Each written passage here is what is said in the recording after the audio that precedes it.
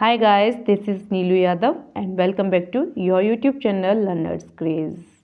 काफ़ी दिनों से वीडियो बन डली हुई हैं, कुछ प्रॉब्लम्स थी इसलिए कुछ अपलोड नहीं कर पाई, बना ली थी तो अपलोड नहीं कर पाई, अपलोड कुछ बनी हुई नहीं थी तो इसलिए अपलोडिंग बंद थी पूरी तरीके से। अब कंटिन्यू करते हैं, करंट वाला पोर्शन भी कंटिन्यू करेंगे और साथ ही साथ में सब्जेक्ट वाला है।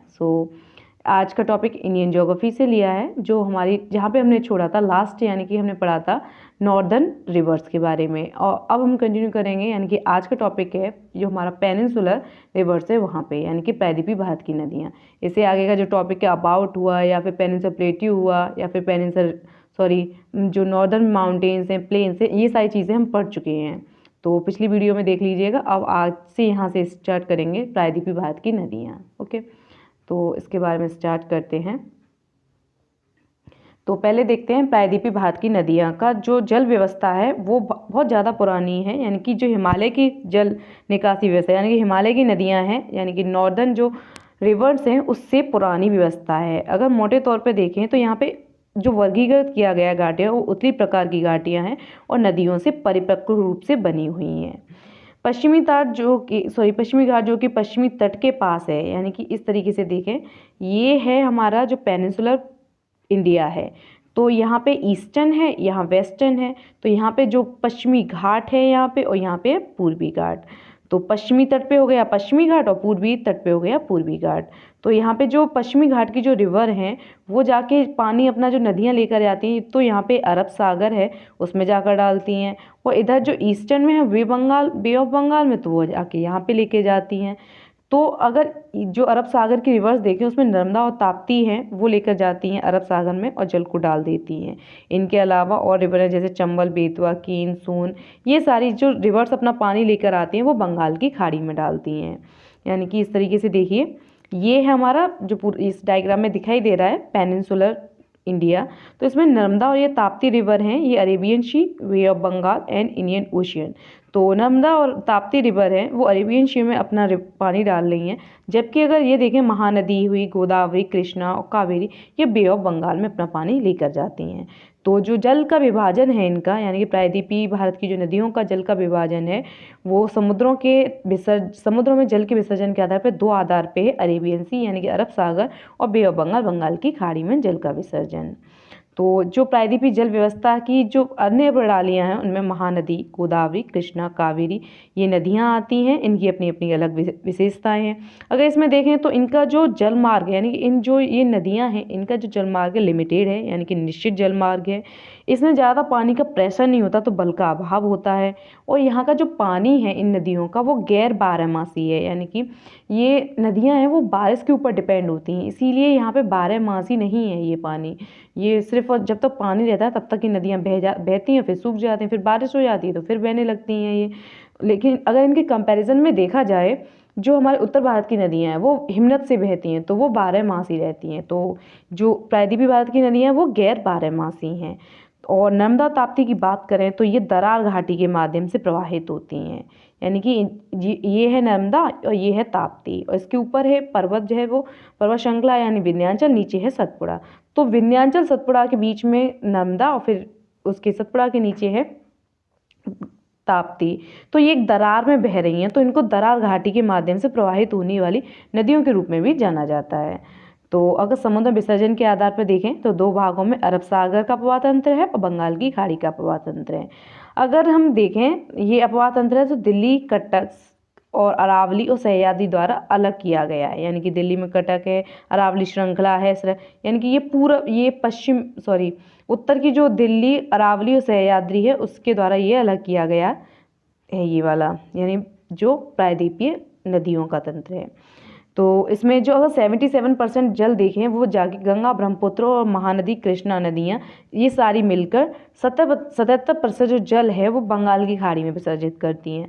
अगर देखें 100 में से 23% बचा वो सिंधु, नर्मदा, ताप्ती, माही और पेरियार नदियाँ हैं, ये अपना जल ले जाके अरब सागर में प्रवाहित करती हैं। तो यानी कि जो हमारा कुल क्षेत्र है 100% जल का हमारे भारत का, उसमें से 23% जो जल है वो सिंधु, नर्मदा, ताप्ती, माही और पेरियार द्वारा अरब सागर में, और 77% जो जल है वो गंगा, ब्रह्मपुत्र, महानदी और कृष्णा द्वारा बंगाल की खाड़ी में विसर्जित किया जाता है।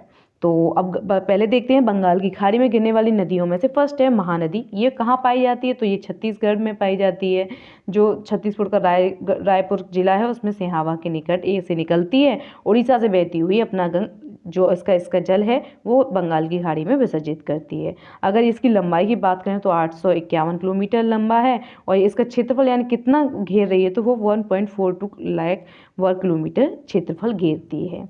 और इस नदी में यानी कि ये नदी का अपवाद रोड़ी का 53% भाग मध्य प्रदेश और छत्तीसगढ़ में, जबकि 47% भाग है वो उड़ीसा में पानी प्रवाहित होता है।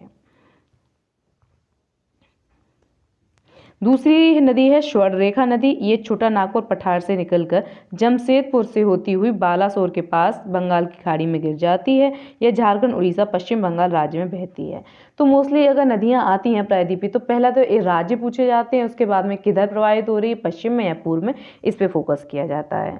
ठीक है, नेक्स्ट रिवर है वो है ब्राह्मणी या वैतरणी नदी। यह जो बड़ी नदी छोटा नाग यानी कि ये वाली जो नदी है वो छोटा नागपुर पठार के राउर केला में कोयल और संग नदियों के संगम से बनती है। यानी कि दो रिवर्स हैं, कोयल और संग नदियों, दो नदियों के संगम से बनी है ब्राह्मणी और वैतरणी। ये एक बड़ी नदी है। वैतरणी नदी उड़ीसा के क्योंझर पठार से निकलती है और बंगाल की खाड़ी में गिर जाती है। नेक्स्ट है गोदावरी रिवर। ये गोदावरी रिवर काफ़ी लंबी रिवर है प्रायद्वीपीय भारत की, तो सबसे लंबी नदी है और इसकी कुल लंबाई की बात करें तो ये 1465 किलोमीटर लंबी क्षेत्र है, यानी कि अपना लंबा इतना क्षेत्र घेरे हुए है। इसके जलग्रहण क्षेत्र का 49% भाग महाराष्ट्र में और 20% भाग मध्य प्रदेश और छत्तीसगढ़ में और शेष आंध्र प्रदेश में पड़ता है। तो राज्यों का विस्तार देखती रहिए कि कौन सी राज्य में बहती हुई जाती है। तो गोदावरी नदी महाराष्ट्र में बह रही है, MP में बह रही है, छत्तीसगढ़ में बह रही है और आंध्र प्रदेश, यानी कि 4 स्टेट्स में ये प्रवाहित होके जा रही है। इसकी जो मुख्य नदियां हैं उनमें पेनगंगा, इंद्रावती, प्राणहिता और मंजरा हैं। तो ये वाली जो यानी कि क्वेश्चन यहाँ से बनता है, पेनगंगा, इंद्रावती, प्राणहिता, मंजरा किसकी सहायक नदियां हैं? तो ये गोदावरी की हैं। तो वेनगंगा वर्धा नदी संयुक्त रूप से प्राणहिता कहलाती है। तो जो प्राणहिता नदी है वो वेनगंगा वर्धा को मिला दिया जाए तो यानी कि वेनगंगा पेनगंगा में अंतर है, इस चीज़ को भी ध्यान रखिए। तो वेनगंगा वर्धा नदी मिलकर प्राणहिता कहलाती है और बंगाल की खाड़ी में गिरने से पहले ये नदी एक डेल्टा बनाती है, यानी गोदावरी नदी भी एक डेल्टा बनाती हैं। मोस्टली देखा जाए तो जो बंगाल की खाड़ी में जो भी रिवर्स बनती हैं वो सारी डेल्टा बनाती हैं, जो अरब सी में जाके गिरती हैं वो सारी एस्चुरी बनाती हैं। तो डेल्टा और एस्चुरी में क्या अंतर होता है वो आगे वाली वीडियो में देखेंगे। ओके, आगे दूसरी रिवर के बारे में देखते हैं, कृष्णा नदी।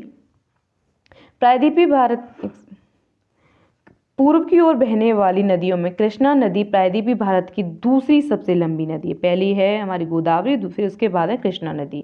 इसकी लंबाई 1290 किलोमीटर है। ये नदी पश्चिमी घाट पर्वत पर महाबलेश्वर के पास से निकलती तो पश्चिमी घाट से, लेकिन जाके प्रवाहित होती है यानी कि बंगाल की खाड़ी में पूर्वी घाट की साइड में गिरती है। यह नदी बंगाल की खाड़ी में गिरने से पहले विजयवाड़ा के नीचे पंजे के आकार का डेल्टा का निर्माण करती है। तो भारत की कौन सी नदी है जो पंजे के आकार का डेल्टा का निर्माण करती है? तो वो कृष्णा नदी है। इसकी सहायक नदियों की बात करें तो कोयना, घटप्रभा, तुंगभद्रा, भीमा, मलप्रभा, पंचगंगा तथा दुग्धगंगा है। अगर इस पूरी नदी के जल के प्रतिशत को बांटे हैं तो 27% महाराष्ट्र में, 44% भाग है जो इस नदी का वो कर्नाटक में, 29% भाग है वो आंध्र प्रदेश में। तो जो ये नदी है कृष्णा वो 3 राज्यों से होकर जाती है, कर्नाटक, महाराष्ट्र और आंध्र प्रदेश में। अगर जल विद्युत परियोजना की दृष्टि से देखा जाए तो प्रायद्वीपीय भारत की नदियों में इसका प्रमुख स्थान है। तो यानी कि जल विद्युत परियोजना भी इस पे स्टार्ट की गई है। नेक्स्ट रिवर है कावेरी नदी। कावेरी नदी कर्नाटक राज्य के पूर्व जिले में ब्रह्मगिरी पहाड़ी से निकलती है। तो कावेरी नदी का उद्गम देखें तो ब्रह्मगिरी पहाड़ी है जो कर्नाटक राज्य में। प्रायद्वीप की अन्य नदियों की अपेक्षा कम उतार चढ़ाव के साथ यह नदी लगभग सारा साल बहती रहती है, यानी कि ये पूरी साल बहती है, क्योंकि इसके ऊपरी जल ग्रहण क्षेत्र में दक्षिणी पश्चिम मानसून गर्मी से और निम्न क्षेत्र में उत्तर पूर्वी मानसून सर्दी से होती है। यानी कि इसमें जो जल होता है वो मानसून की वजह से इसमें यानी कि बारिश के ऊपर तो डिपेंड करती हैं, लेकिन इसमें सर्दी और गर्मी दोनों में वर्षा होती रहती है, इसलिए ये नदी थोड़ी कम ज़्यादा मतलब उतार चढ़ाव के साथ पूरी साल बहती रहती है। इस नदियों को अगर देखा जाए कहाँ से कहाँ तक है तो 3% भाग केरल में है, 41% भाग कर्नाटक में और 56% भाग तमिलनाडु में पड़ता है, यानी कि ये भी 3 राज्यों में होकर जाती है। इसकी महत्वपूर्ण सहायक नदियों में काबिनी, भवानी, अमरावती है और कावेरी नदी को दक्षिण भारत की गंगा भी कहा जाता है। तो ये क्वेश्चन है, दक्षिण भारत की गंगा किसे कहा जाता है, तो कावेरी नदी को कहा जाता है। और एक इस पे जलप्रपात है शिव समुद्रम नामक जलप्रपात, वो कौन सी रिवर पर है, वो कावेरी नदी पर है, कर्नाटक में स्थित है। नेक्स्ट क्वेश्चन, कावेरी नदी के प्रवाह क्षेत्र को चावल का कटोरा कहा जाता है, तो वो कौन सा नदी का क्षेत्र है जिसको चावल का कटोरा कहा जाता है, तो कावेरी नदी के प्रवाह क्षेत्र है उसको चावल का कटोरा कहा जाता है, यानी कि बाउल ऑफ राइस। मैसूर से 200 किलोमीटर ऊपर इस नदी पर एक बांध बनाकर कृष्णा सागर जलाशय का निर्माण किया गया है। तो इस पे 2 शिव समुद्रम नामक एक जलप्रपात है और दूसरा एक जलाशय है, यानी कृष्णा सागर जलाशय। ये कावेरी नदी पर ना कि कृष्णा नदी पर है।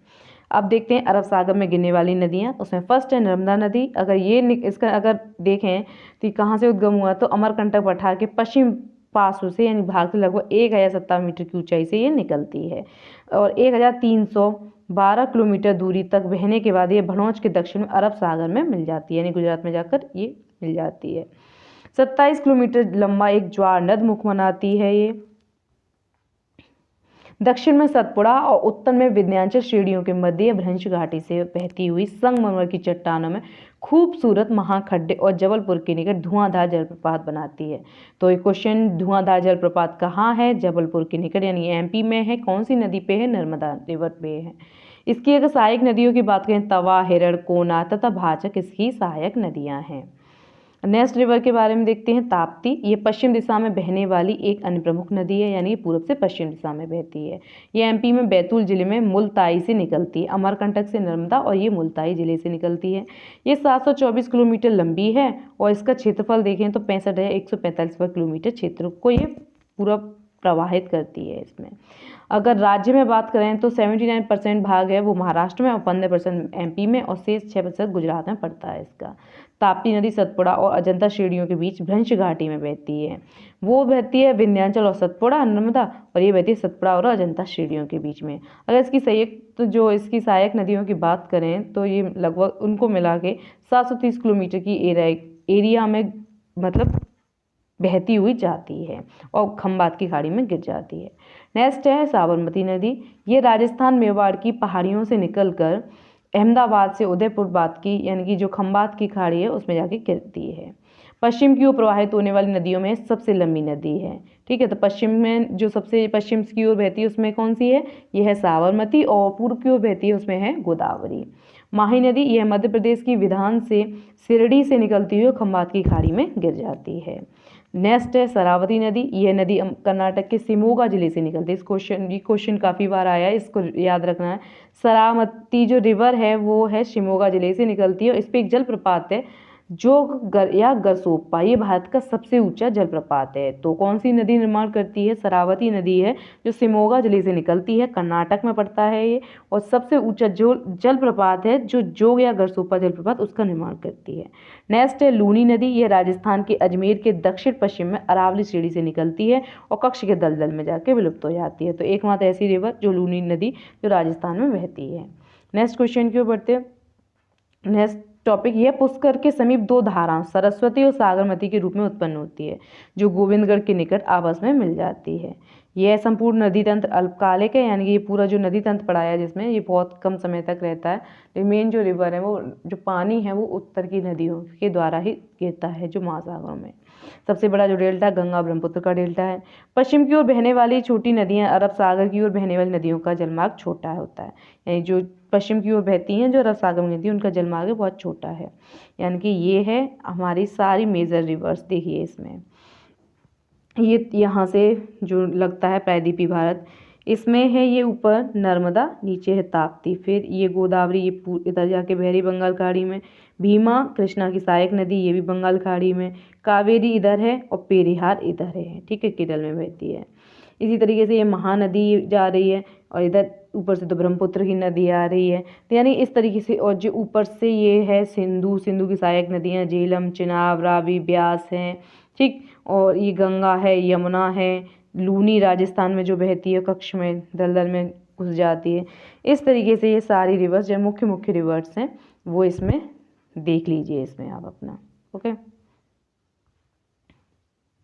तो इस प्रकार से जो मैपिंग वाला तो नहीं कराया है मैंने, जो थॉर्टिकल कौन कौन से राज्य में बहती हैं और कौन सी खाड़ी में या कौन से सागर में जाके गिर रही हैं, वो सारी मैंने इसमें करा दी हैं। अगर कोई इश्यू होता है, कोई क्वेश्चन होता है तो प्लीज़ कमेंट में मुझे कमेंट कीजिएगा।